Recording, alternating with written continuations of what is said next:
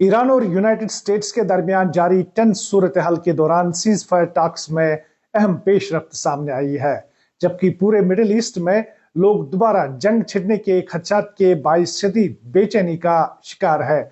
दोनों ममालिक के हुकाम ने अंदिया दिया है कि कई हफ्तों से जारी बैक चैनल डिप्लोमेसी अब एक क्रिटिकल स्टेज में दाखिल हो चुकी है।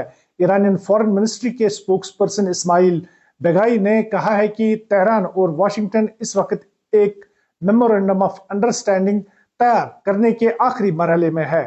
इनके मुताबिक ये एक ऐसा डिप्लोमेटिक फ्रेमवर्क होगा जिसके जरिए पूरी जंगबंदी बरकरार रखी जाएगी, जबकि ईरान के न्यूक्लियर प्रोग्राम्स जैसे पेचीदा मामलात पर बाद में अलग मुज़ाकरात होंगे। ईरानी हुकाम का कहना है कि दोनों फरीकों के मौकिफ अब पहले के मुकाबले में ज्यादा करीब आ चुके हैं और म्यूचुअली एक्सेप्टेबल सॉल्यूशन तक पहुंचने के इम्कानात बढ़ रहे हैं। ताहम व्हाइट हाउस की जानिब से इस पर पूरी कोई बाज़ाब्ता रद्द-अमल सामने नहीं आया है। दूसरी जानिब US secretary of state Marco Rubio ने इंडिया के दौरे के दौरान सहाफियों से गुफ्तगू करते हुए एतराफ किया कि मुज़ाकरात में सम प्रोग्रेस हुई है।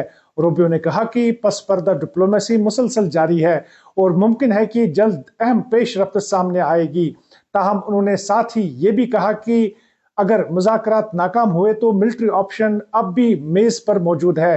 प्रेसिडेंट डोनाल्ड ट्रंप हालिया दिनों में कई बार ईरान के खिलाफ दोबारा स्ट्राइक शुरू करने की धमकी दे चुके हैं।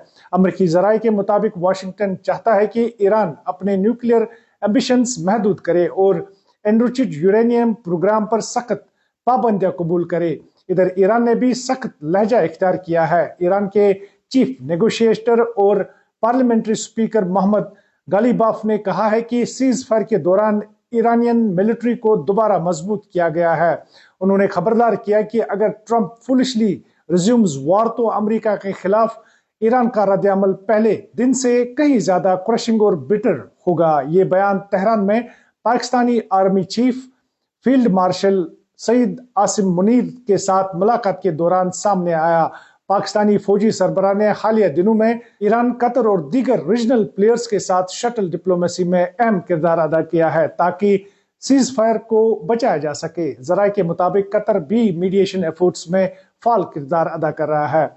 हफ्ते के रोज प्रेसिडेंट ट्रंप ने कतर के अमीर शेख तमीम बिन हामिद अल थानी से टेलीफोन पर राब्ता किया, जिसमें रीजनल स्टेबिलिटी और सीज फायर को बरकरार रखने पर तबादला ख्याल किया गया। याद रहे कि यूनाइटेड स्टेट्स, इजराइल और ईरान के दरमियान अप्रैल के आगाज में एक फ्रिजाइल सीज फायर तय पाया था, जो एक माह से जायद जारी जंग के बाद मुमकिन हुआ। जंग के दौरान स्ट्रेट ऑफ हार्मुज तकरीबन बंद हो गया था, जिसके बाइस आलमी सतह पर ऑयल और गैस प्राइसेस में शदीद इजाफा देखने में आया। अगरचे सीज फायर के बाद मुज़ाकरात शुरू हुए थे, लेकिन तकरीबन 6 हफ्तों के इंटरमिटेंट टॉक्स के बावजूद कई अहम मामलात पर इख्तिलाफ बरकरार है।